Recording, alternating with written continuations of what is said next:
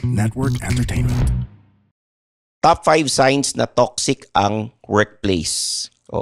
Ito yung natin makinig kayo guys. Ilista ninyo to. Dahil baka mamaya kasali rito yung opisina ninyo or yung office na kung saan kayo nagtatrabaho. Number 1, mandatory overtime pero walang bayad. Ito yung mga OTY. Yung mga charity. Charity. Mga walang bayad. Next, yung pangalawa, Zar? So, number 2, pag mali si boss, tama pa rin siya. Ito yung mga boss na siya yung batas. Oo. Medyo toxic nga yun. It's my way or the highway.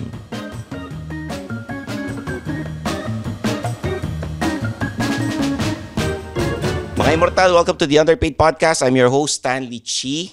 Ito ang podcast na pro-employee para sa mga Immortal where we talk about work-related topics in a light manner na parang nagkukwentuhan lang tayo. Ayun, and I'm Zar. So, happy listening sa Underpaid. Tagal kong absent, Stanley, no? Oo nga kasi busy-busy ka. Oo. Kasi I have new work eh. Ikwento mo nga kung ano yung ginagawa mo ngayon sa buhay.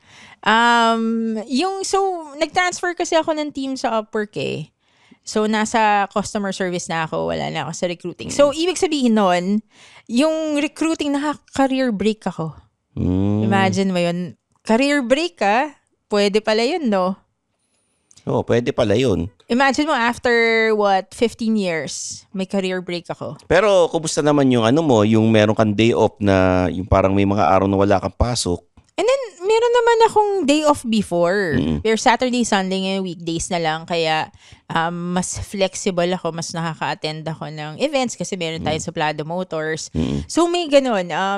Siguro, in terms of schedule, kailangan ko lang mag-train. Kaya ako palaging absent and ayoko ma-overwhelm. Kaya, ayun, priority yun, syempre. Okay. Kasi yun yung nagbabayad ng bills and everything else. So, ayan. Yun ang nangyayari sa buhay ko. Kaya absent ako ng ilang episodes. Well, okay lang naman. Nagigets naman ng mga Immortal yan. Pero babatiin natin yung mga nagko-comment tulad ni si Joanne. Sabi niya, congrats Betchay. Tawang-tawa ako sa jeep. May kwento si Betchay doon sa mga nakaraang episodes. 5 times a week sa office. Tapos, sabi ni Randy dun sa episode na guest si Jack Logan, nice interview. Tapos na-miss daw ni F. Shade. Na-miss ko yung mga advices regarding sa work. Huwag ka mag-alala kasi etong episode na to, marami tayong advice tungkol sa trabaho. Oo. And ayun, ikaw Zar, sino yung mga nakikita mong nagko-comment sa Spotify? Siyempre si Eds. Palagi naman nagko-comment si Eds eh. So thank you Eds for always commenting, also giving insight and feedback. So very valuable. Sabi nga niya ito pwede mag-volunteer, mag-test drive ng mga units na i-feature nyo sa future. Actually, si Eds, yan 'di ba? Side hustle niya, engineer siya, pero side hustle niya meron siyang color room na naghahatid sundo ng mga opisina, nagka-carpool siya. Carpool, nagka-carpool si Eds. Okay. So, sa mga nakikinig dyan, kung gusto nyo mabate, mag-comment lang kayo sa Spotify mag-comment kayo episodes kasi natin. Ang maganda sa feature ng Spotify ngayon, pwede ka na mag-reply. So, kapag nag-leave ka ng comment, may chance na, pag nakita namin ni Stanley, mag-reply kami. So, comment lang. Gaya nitong letter sender natin or nagko-comment, magme-message sa Facebook natin ng Underpaid, sa Instagram, itago natin siya sa pangalang secret employee. Sabi niya, Dear Underpaid, may office mate ako na sobrang sipag sa pakikipagchismisan. Kapag may deadline, ako napapagalitan kasi seatmate ko siya at feeling ni boss, ako yung madaldal. Paano ko ba ma-escape itong toxic seatmate ko na to? Ayan. Ano masasabi mo, Zar?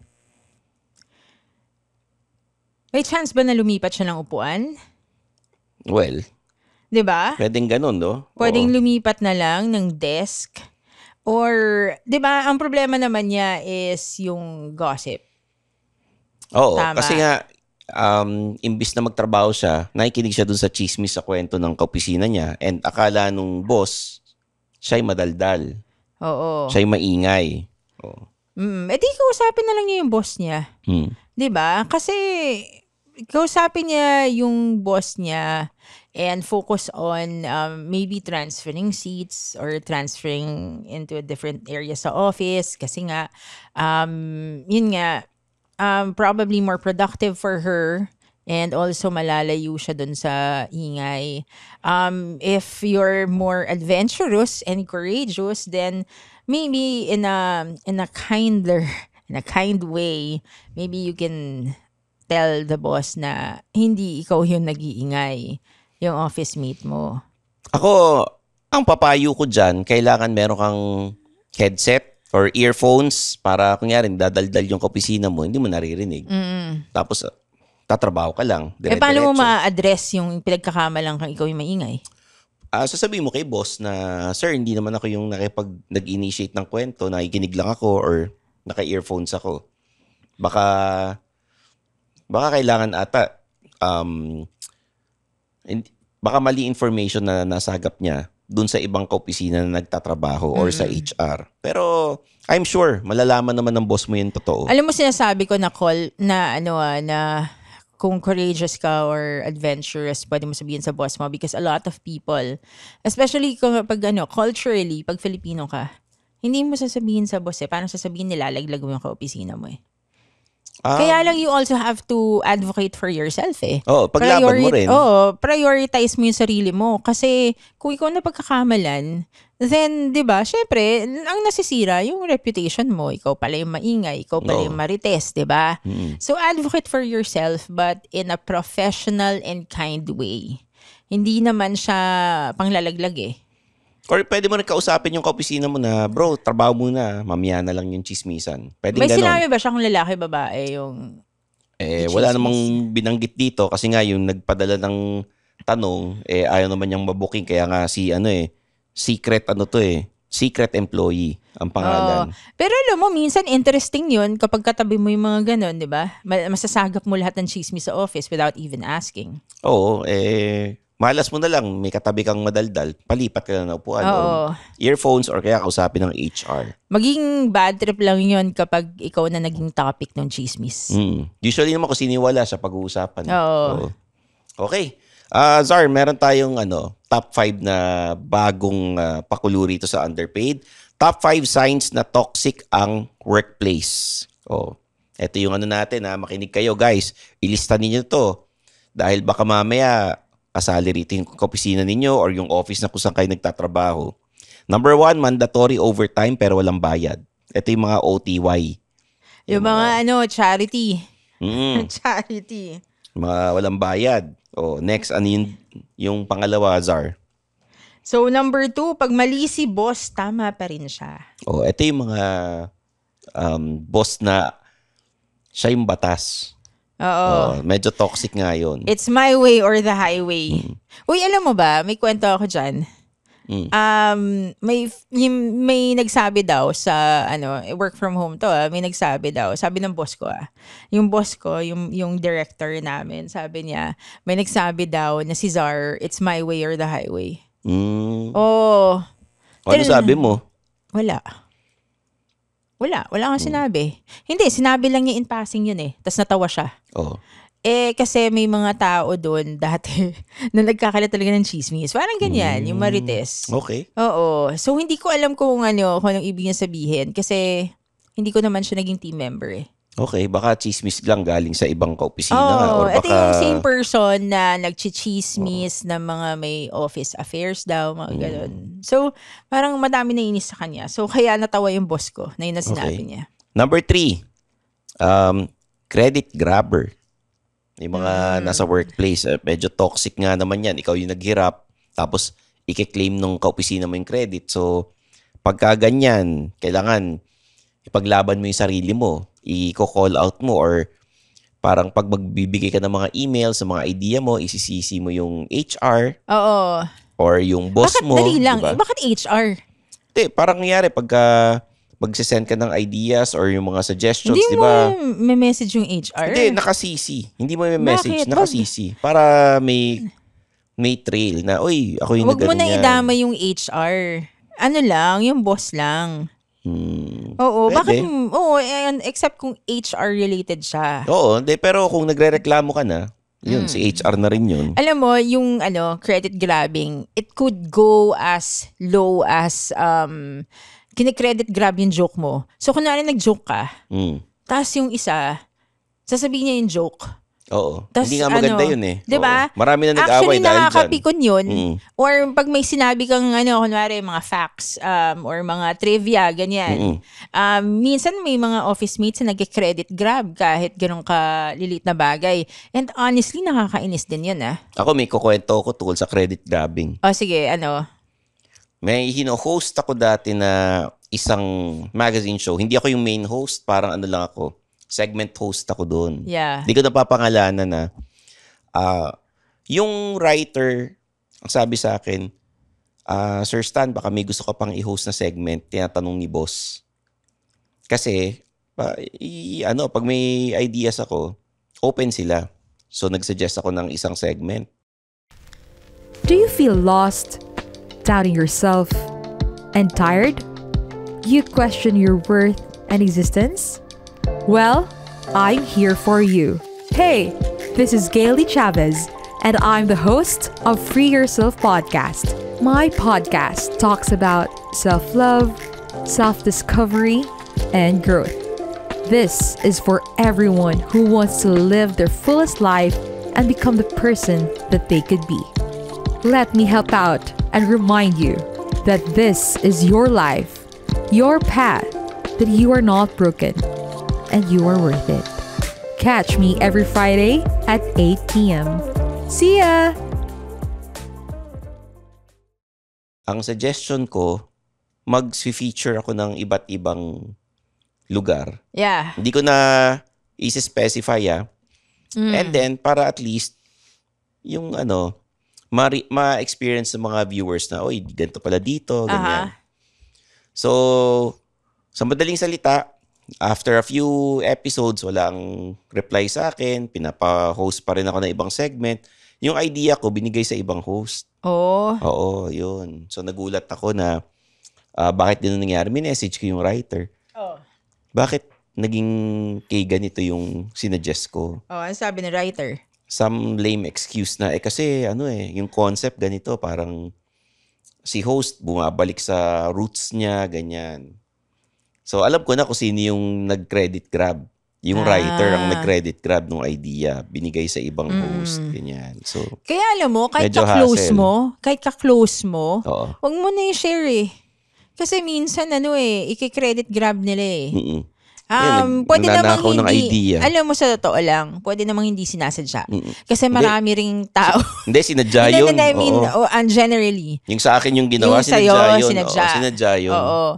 Pero merong mga tao, hindi nila sinasadya. Akala nila unconsciously pumasok na lang sa utak nila. Tapos, akala nila, hindi nila maalala kung saan nila nakuha yung idea na yun. So, may mga ganun rin naman. Yun yung mga, innocent naman yung mga ganyan. Pero may mga, talaga, yung mga katulad ng writer na yan, na talagang tinatanong ko talaga siya, hindi na ako nire-replyan. Kasi nga, feeling ko siya talaga yung nagnakaw ng idea. Pagka gusto nyong malaman kung anong show yun, kaninong host binigay, ibubulong ko sa inyo pag tinanong nyo ako. Talaga? Oo, ibubulong ko. Sige, next naman. Number 4. Meetings na walang kwenta. Ayun. Yung mga meetings na pwede namang Zoom na lang. Email, di nyo kailangan magkita-kita. Yung Zoom, meeting rin naman yun Kasi at least, pag Zoom, nasa bahay ka, naka-on lang yung audio, may gagawin you're kang saying iba. face-to-face. Oo. Alam mo, it also, I feel the same way for remote work pag yung mga meetings na walang kwenta. Oo. Kasi mag-ano ka dun lalo pa kung dapat magpakita ka ng mukha. Like, kailangan mag-open ka ng video, tapos hindi ka ayos. Tapos mag-meeting, tapos walang kwenta. Dapat din kasi depende sa kung sino ka meeting mo. Kung kayo-kayo lang, maintindihan mo. Pero pag may executive or may guest na galing ibang bansa, mag-ayos-ayos naman, lalo na kung Zoom. Zoom na lang yung pantaas na lang ang gagawin Meron akong isang meeting na inattendan na may speaker galing sa ibang bansa. Yung isang nag-attend ng Zoom, nag-iossi tapos walang t-shirt. Nung nakita niya may foreigner na nagsasalita, ano siya ng camera niya, hinide niya. Parang nahiya siya. Nag-yossi at walang t-shirt. Oo. Alam mo, may mga naka-meeting ako, wala talagang t-shirt. Tapos, yung kita lang, yung ulo. Gumalaw siya. Ayun, nakita ko yung yung kalahati ng nakaka-turn body off niya. pagka ganun eh. Sa kumpanya, pagka may meetings na wala namang kwenta, medyo nakaka-turn off. Or yung nagkita-kita kayo face-to-face, nag-meeting kayo, tapos yung kung ano yung pinag-usapan nyo, biglang isang araw sabihin, sige, ito na yung mangyayari. Ako na lang yung masusunod. Yan yung parang boss na, my way or the highway. Medyo naiirita ako sa ganun. Pero alam mo, real talk lang So yung nakita ko yung guy na walang t-shirt. Parang ang reaction ko, hindi lang ako nasa meeting meron pang dalawang lalaki sa meeting. Pero may shirt sila kasi team member ko sila. Parang nandiri ako ng konti. Talaga naman. Tsaka mata-turn off ka kasi kung formal meeting yun tapos biglang may ganun. Nakakainis. Tapos hindi pa ganun ka-pleasant yung itsura niya. I mean, hindi man lang cute. Alam mo yun? So, ayun, medyo, sana nag-shirt ka na lang. Okay. To number 5. May meeting kayo tapos lahat nalilate. Baka nauunahan pa kayo ni boss. Yun. So, medyo yun. Kasi si boss, may lisensya siyang malate. Siya yung may-ari. Siya yung boss eh. Pero pag kayo, as a team, lahat kayo nalilate, di ba, nauunahan pa kayo ni boss, medyo, ibig sabihin, hindi maganda yung working habits dun sa kumpanyang yan. So, yan yung top 5 signs na toxic ang workplace ninyo. Alam mo, sa team ko, walang nalilate sa meetings. Hindi, meron. Si Franz minsan. Si Franz, naalala mo. Si Franz, nakalala mo na, di ba? Oo, na-meet ko na yan. Oo, nalilate siya. Pero, ilang minutes lang. At saka may ginagawa siya, kaya nakalimutan niya na may meeting. Pero yung nalilate talaga, na yung hindi nagising, meron akong team member ganun dati. Hindi ko na sasabihin kung sino, syempre. Pero, nalilate talaga. Nakakainis. Yung nalilate, medyo bad trip yun, lalo na kung matindi yung usapan ninyo eh. Ay, kanya-kanyang palusot yun. Minsan, ewan ko, ayoko naman mag-generalize na pag sa Pinoy setting, lahat lagi nalilate. Ayoko naman mag-generalize. Pero, pag may isa kang grupo na sinalihan, tapos lahat kayo hindi sumusunod sa time, medyo nakakainis talaga yun. Totoo. Ayun. Ito na tayo sa ating mapapayo sa mga immortal na nakikinig sa atin ngayon, Zar. Etong, mauna na ako sige. Guys, alam ko lahat tayo nagtatrabaho pero wag mo ibigay ang lahat sa sa kumpanya. Dapat sa trabaho pero wag masyado sa kumpanya. Oo. Kasi isang araw pag di ka na nila kailangan, 'di ba? Totoo. Madali ka nilang palitan. Ikaw naman, Zar. So, in terms of mental health. So, kung di na healthy sa mental health mo yung trabaho, then maghanap ka na lang ng bago. 'Di ba? Kasi I'm sure sa laki ng mundo may mas magandang opisina na makakahanap ng value sa'yo. Masyadong matalinhaga yan. Medyo may hugot yan. Yung walang value? Oo naman. Alam mo, minsan iniisip ko yan Ang daming nagreklamo na wala pa silang trabaho. Okay, kunwari work from home setting ka. Remote work. Pero isipin mo, laki-laki ng mundo, madaming trabaho dyan. May siguro sa laki ng mundo, may kahit isang trabaho dyan para sa'yo.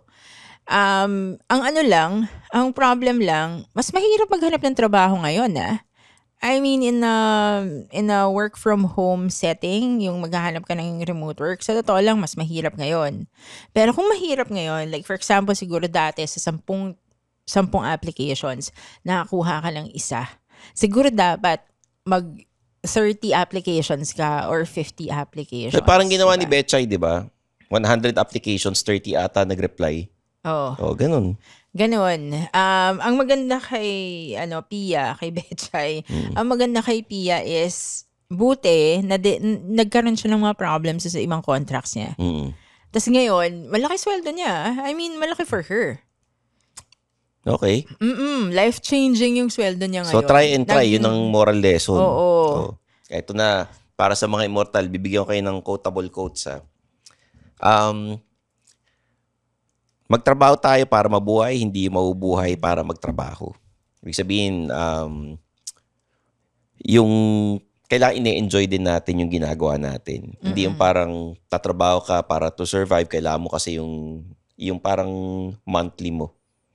Parang ano na yun nagiging gipit ka na tuloy. So, dapat nag-enjoy ka sa ginagawa mo. At the same time, parang hindi ka nag-work talaga pag nag-enjoy ka. Okay? Tama. Ikaw naman, Zar. Kung work-life balance ang hanap mo, minsan kailangan mo mag-say ng no.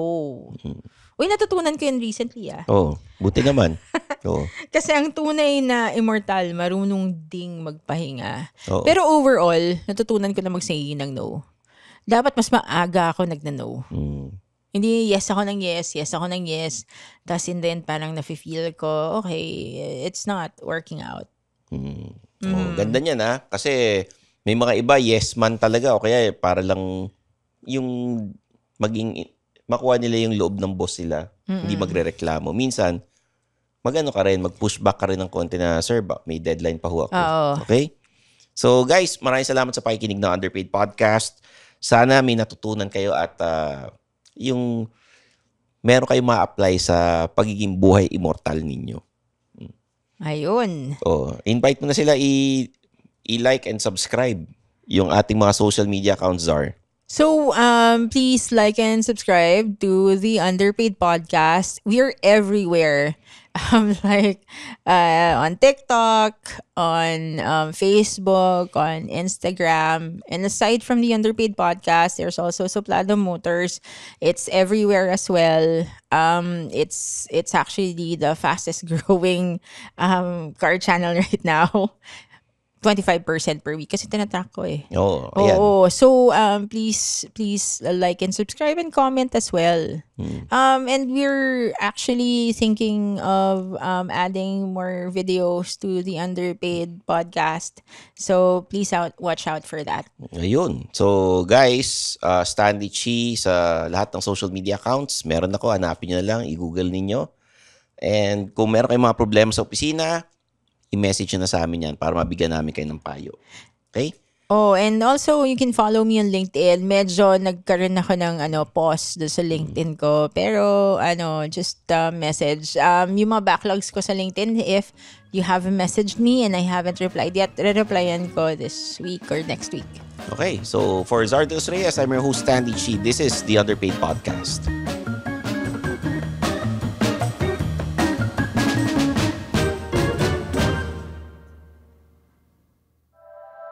The opinions of podcast creators, hosts, and guests are not necessarily reflective of the official stance of the Pod Network Entertainment, its hosts, or other network programs. The content created by the people behind the podcast is personal and not meant to harm any religion, ethnicity, group, organization, company, or individual.